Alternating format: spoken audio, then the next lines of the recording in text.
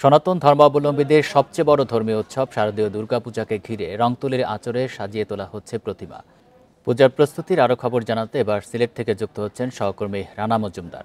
রানা, সিলেটে পূজার প্রস্তুতি সম্পর্কে জানাবেন, কতগুলি মণ্ডপে এবার পূজা হচ্ছে সিলেটে? দেখুন, গতবার কিন্তু 593টি পূজা মণ্ডপে দুর্গাপূজা অনুষ্ঠিত হয়েছিল।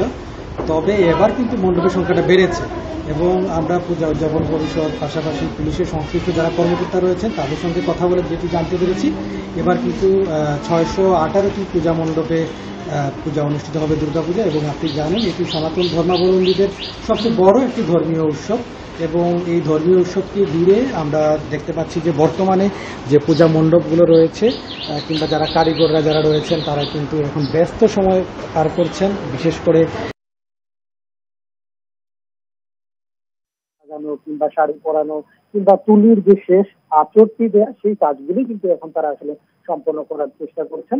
এবং এক্ষেত্রে আসলে আমরা কথা বলেছিলাম যারা কারিগর রয়েছেন তাদের সঙ্গে, তারা বলছেন যে গতবারের তুলনায় এবার কিন্তু দাম মানে বেশ কিছু উপকরণের দাম বেড়ে যাওয়ায় আসলে কিছুটা ব্যাক করতে হচ্ছে তাদের। সেই অনুযায়ী কিন্তু তারা আসলে প্রতিমা বিক্রি করে যে টাকাটি পাওয়ার কথা সেটি কিন্তু তারা পাচ্ছেন না, এই অভিযোগটি তারা করেছেন।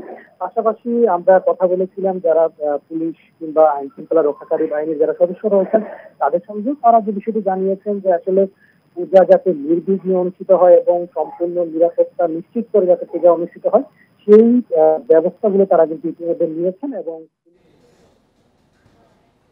সিলেট থেকে জানাচ্ছেন সহকর্মী রানা মজুমদার।